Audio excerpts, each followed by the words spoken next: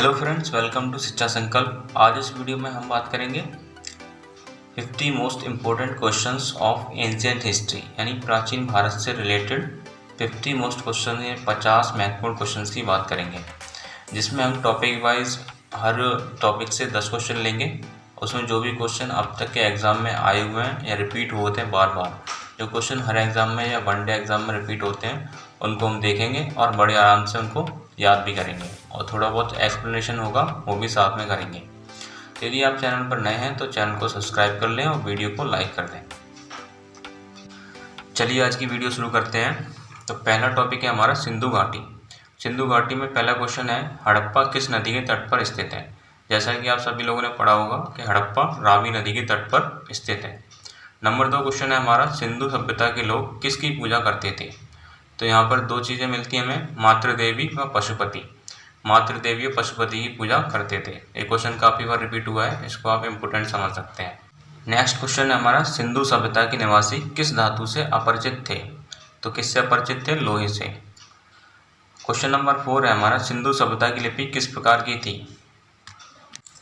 तो इसका आंसर है चित्रात्मक लिपि, यानी कि उन लोगों को लिपि का ज्ञान, लिखने का ज्ञान नहीं था। जैसे आज की हम लैंग्वेज लिखते हैं वैसा नहीं लिखते थे वो, और चित्र बना के उनकी लिपि होती थी।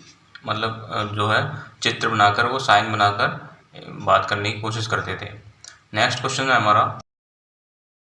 हमारा हड़प्पा सभ्यता के किस स्थल में विशाल स्नानागार प्राप्त हुआ है। तो कौन सी जगह पर पाया गया है, मोहनजोदड़ो। ये सभी लोगों ने पढ़ा भी होगा। नंबर 6 है हमारा, सिंधु सभ्यता का सबसे बड़ा नगर कौन सा था। तो उसका नाम क्या है, मोहनजोदड़ो। सिंधु घाटी सभ्यता का सबसे छोटा नगर कौन सा था, तो अलाहादीनो। ये तो आपने पढ़ा होगा बड़ा वाला, लेकिन छोटे वाले को भी ध्यान रखना है। क्वेश्चन नंबर 8 है, सिंधु घाटी सभ्यता का सबसे बड़ा भवन कौन सा है। भवन की बात करें तो कौन सा है, स्नानागार। सिंधु सभ्यता किस युग से संबंधित है। तो यानी कि हम पहले भी देख चुके थे, कांस्य युग से संबंधित है। लोहे की इसमें कोई जानकारी नहीं थी। हड़प्पा सभ्यता का सबसे पश्चिमी भाग कौन सा था। तो पश्चिमी भाग पूछा जाता है तो उसका क्या नाम था, सुतकांगेडोर। सुतकांगेडोर। नेक्स्ट देखते हैं हम, सेकंड पॉइंट है हमारा वैदिक संस्कृति। तो वैदिक संस्कृति से भी हम 10 क्वेश्चन देखेंगे। क्वेश्चन नंबर 1 क्या है हमारा, वैदिक सभ्यता के निर्माता कौन थे। तो इसका आंसर है आर्य। आर्यंस जो थे उन्हें वैदिक सभ्यता के निर्माता माना जाता है। वैदिक काल का प्रमुख देवता किसको माना जाता है, तो इंद्र को माना जाता है वैदिक काल का प्रमुख देवता। ऋग्वेद में कितने मंडल हैं। तो क्वेश्चन काफ़ी बार पूछा गया है अभी तक। इसका आंसर होगा 10 मंडल है ऋग्वेद के अंदर। भारतीय संगीत का आदि ग्रंथ किसे कहा जाता है। किसको कहा जाता है, सामवेद को भारतीय संगीत का आदि ग्रंथ कहा जाता है। अगर ये क्वेश्चन काफ़ी बार पूछा जाता है संगीत वाला, तो इसकी मैं ट्रिक बता देता हूँ आपको। स से संगीत, स से सामवेद, दोनों सेम होंगे, इसलिए जब भी संगीत पूछा जाए तो सीधा सामवेद। विष्णु के किस अवतार का जन्म अभी नहीं हुआ है। तो हम सभी जानते हैं कल्कि अवतार का अभी तक जन्म नहीं हुआ है। नेक्स्ट क्वेश्चन है क्वेश्चन नंबर 6, वेदों की संख्या कितनी है। तो वेदों की संख्या हम सभी को पता है कितनी है, 4 वेद है, ऋग्वेद, यजुर्वेद, अथर्ववेद और सामवेद। पुराणों की संख्या कितनी है, तो ये भी क्वेश्चन पूछा जाता है। 18 पुराण है हमारे। नेक्स्ट क्वेश्चन है, भारतीय इतिहास के प्रथम विधि निर्माता कौन है। तो कौन है, मनु को माना जाता है विधि निर्माता। क्वेश्चन नंबर 9 है हमारा, प्राचीन भारत में निष्क से क्या जाने जाते थे। यानी कि निष्क जो वर्ड था उससे क्या जाने जाते थे। तो ये भी क्वेश्चन कई बार एसएससी में पूछा गया है। इसको हम बोलते हैं स्वर्ण आभूषण को निष्क नाम से जाना जाता था। क्वेश्चन नंबर 10 है, कौन से 3 वेद संयुक्त रूप से वेद त्रयी कहलाते हैं। वेद त्रयी कौन से कहलाते हैं, ऋग्वेद, यजुर्वेद और सामवेद। इसमें अथर्ववेद शामिल नहीं है। चलिए नेक्स्ट चलते हैं हम। तो नेक्स्ट देखते हैं हम क्या है हमारा, नेक्स्ट है हमारा जैन व बौद्ध धर्म। तो जैन व बौद्ध धर्म के क्वेश्चन देखेंगे। उससे पहले मैं आपसे कहना चाहूँगा, अगर यदि आप चैनल पर नए हैं तो चैनल को सब्सक्राइब कर लें और वीडियो आपको अच्छी लग रही है तो वीडियो को लाइक कर दें। चलिए क्वेश्चन शुरू करते हैं। क्वेश्चन नंबर 1 क्या है, क्वेश्चन नंबर 1 है हमारा, जैन परंपरा के अनुसार जैन धर्म में कुल कितने तीर्थंकर हुए। तो सभी को पता है कितने तीर्थंकर हुए, 24 तीर्थंकर हुए। जैन धर्म में सबसे पहले तीर्थंकर कौन थे। तो इसका आंसर है ऋषभदेव। ऋषभदेव पहले तीर्थंकर थे। और जैन धर्म के सबसे अंतिम तीर्थंकर कौन थे, तो महावीर स्वामी सबसे अंतिम तीर्थंकर थे, 24वें नंबर के। ये दोनों क्वेश्चन काफ़ी बार पूछे गए, इनमें से कोई एक क्वेश्चन आपको एग्जाम में देखने को मिल सकता है। क्वेश्चन नंबर 4 है हमारा, महावीर स्वामी का ज्ञान प्राप्ति कहाँ हुई थी? यानी महावीर स्वामी को ज्ञान प्राप्ति कहाँ हुई थी? जो जत्ती ग्राम में महावीर स्वामी को ज्ञान प्राप्ति हुई थी। क्वेश्चन नंबर 5 है, महावीर स्वामी का जन्म कहाँ हुआ था? तो कुंडग्राम यानी कि कुंडल ग्राम जिसे बोला जाता है, वहाँ पर महावीर स्वामी का जन्म हुआ था। अगला क्वेश्चन देखते हैं हम। अगला क्वेश्चन क्या है, महात्मा बुद्ध का जन्म कहाँ हुआ? तो हम सभी को पता है कि महात्मा बुद्ध का जन्म कहाँ पर हुआ था? लुम्बिनी के अंदर, नेपाल में। क्वेश्चन नंबर 7 है, महात्मा बुद्ध ने अपना प्रथम उपदेश कहाँ दिया था? सारनाथ में पहला उपदेश दिया था। महात्मा बुद्ध के प्रमुख शिष्य कौन थे? आनंद और उपाली नाम के 2 शिष्य थे उनके, जो प्रमुख शिष्य थे। महात्मा बुद्ध के घर त्यागने की घटना को क्या कहते हैं? महाविनिष्क्रमण घर त्यागने की घटना को कहा जाता है। क्वेश्चन नंबर 10 है हमारा, महात्मा बुद्ध की मृत्यु कहाँ पर हुई? कुशीनगर में हुई थी महात्मा बुद्ध की मृत्यु। यह क्वेश्चन कई बार पूछा गया है, यूपी के एग्जाम में, एसएससी के एग्जाम में भी काफ़ी बार पूछा गया है। महात्मा बुद्ध का ज्ञान कहाँ प्राप्त हुआ? यानी महात्मा बुद्ध को कहाँ पर ज्ञान प्राप्त हुआ? तो बोध गया में कहाँ ज्ञान प्राप्त हुआ था महात्मा बुद्ध को। ये सारे क्वेश्चन जो है वह काफ़ी इंपॉर्टेंट क्वेश्चन हैं। और भी कई सारे क्वेश्चन बनते हैं बौद्ध धर्म से, लेकिन वो हम एक अलग वीडियो में करेंगे। इसमें सिर्फ हम इम्पोर्टेंट 50 क्वेश्चन की बात कर रहे हैं। चलिए नेक्स्ट देखते हैं क्या है हमारा। तो अगला है हमारा मौर्य साम्राज्य। अब हम मौर्य साम्राज्य के बारे में देखेंगे। 10 क्वेश्चन इंपॉर्टेंट जो बार बार पेपर में आते हैं।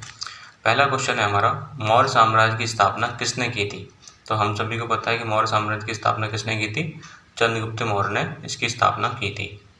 सेकंड क्वेश्चन है, कौटिल्य चाणक्य किसका प्रधानमंत्री था? तो चंद्रगुप्त मौर्य के टाइम में इसका जो राज्य का जो प्रधानमंत्री कौन था? कौटिल्य चाणक्य था। इसका और भी नाम है इसके, जो हम नीचे देखेंगे क्वेश्चन में। क्वेश्चन नंबर 3 है, कौटिल्य का पूरा नाम क्या था? तो क्या बोला जाता है? विष्णुगुप्त। ये क्वेश्चन भी कई बार आ चुका है एसएससी के एग्जाम में कि कौटिल्य का पूरा नाम बताइए। वह व्यक्ति कौन है जिसका नाम देवान प्यादशी भी था? देवान प्रियादशी या देवान प्यादशी भी बोला जाता है। तो किसको बोला जाता था? अशोक को बोला जाता था देवान प्यादशी। किस जैन ग्रंथ में चंद्रगुप्त मौर्य के जैन धर्म अपनाने का उल्लेख मिलता है? आपने ये तो पढ़ा होगा कि चंद्रगुप्त मौर्य ने जैन धर्म अपना लिया था, लेकिन आपने ये नहीं ध्यान दिया होगा कभी कि कौन से ग्रंथ में इसका उल्लेख मिलता है कि चंद्रगुप्त मौर्य ने जैन ग्रंथ को अपनाया था। तो इसका नाम है परिशिष्ट पर्वन। परिशिष्ट पर्वन। अगला है हमारा क्वेश्चन नंबर 6 जो है, कलिंग विजय के बाद अशोक ने कौन सा धर्म अपनाया था? तो हम सभी को पता है कौन सा धर्म अपनाया था उसने? बौद्ध धर्म को अशोक ने अपनाया था। इसके चंद्रगुप्त मौर्य ने कौन सा अपनाया था? जैन धर्म। दोनों क्वेश्चन अलग अलग हैं, दोनों को अलग अलग ध्यान रखना है। किस शासक ने अपने बड़े भाई की हत्या की थी? यानी गद्दी पर बैठने के लिए किसने की थी? अशोक ने अपने बड़े भाई की हत्या की थी। क्वेश्चन नंबर 8 है, सम्राट अशोक का उत्तराधिकारी कौन था? तो उसका जो बेटा था उसका क्या नाम था? कुणाल था, कुणाल। क्वेश्चन नंबर 9, अशोक के शिलालेखों में किस भाषा का प्रयोग किया गया है? तो जो शिलालेख थे उसमें किस भाषा का प्रयोग किया गया है? प्राकृत भाषा का प्रयोग किया गया है। क्वेश्चन नंबर 10 है हमारा, कलिंग युद्ध विजय और क्षत्रियों का वर्णन किस शिलालेख में मिलता है? ये कौन से शिलालेख में कलिंग युद्ध विजय का वर्णन मिलता है? 13वें शिलालेख के अंदर कलिंग युद्ध विजय का वर्णन मिलता है। 13वां शिलालेख कहाँ पर स्थित है? ये आप मुझे कमेंट बॉक्स में बता सकते हैं। अगला देखते हैं, अगला टॉपिक क्या है हमारा। अगला टॉपिक है हमारा गुप्त साम्राज्य। अब 10 क्वेश्चन हम इसके देखेंगे जो इम्पोर्टेंट है, बार बार एग्जाम में पूछे जाते हैं। क्वेश्चन नंबर 1 है हमारा, गुप्त साम्राज्य का वास्तविक संस्थापक किसे कहा जाता है? चंद्रगुप्त फर्स्ट को वास्तविक संस्थापक कहा जाता है। लेकिन अगर हम बात करें संस्थापक की, तो उसका संस्थापक कौन था? श्रीगुप्त इसका संस्थापक था। चलिए सेकंड क्वेश्चन देखते हैं, महाधिराज की उपाधि किस गुप्त शासक ने धारण की थी? तो कौन था वो? चंद्रगुप्त प्रथम यानी फर्स्ट। थर्ड क्वेश्चन है हमारा, गुप्त संबंध किसने चलाया? चंद्रगुप्त फर्स्ट ने ही गुप्त संबंध को चलाया था।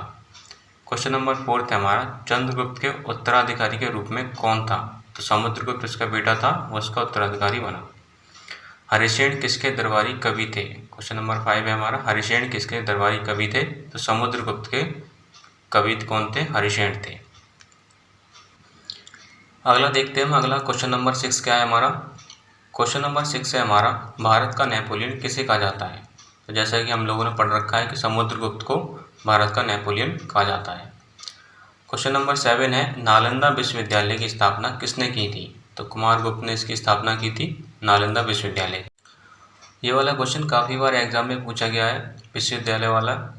मतलब मैं आपके लिए ऐसे क्वेश्चन लेके आया हूँ कि 50 वाले क्वेश्चन जो हैं इम्पोर्टेंट, कि अगर आप एग्ज़ाम हॉल से बाहर खड़े हैं और इस वीडियो को देख रहे हैं तो एग्ज़ाम देने के बाद आप मुझे थैंक्स बोलेंगे। 2 से 3 नंबर आपके एंशियंट हिस्ट्री जो मोस्ट इंपॉर्टेंट क्वेश्चन है वो यहीं से बनते हैं।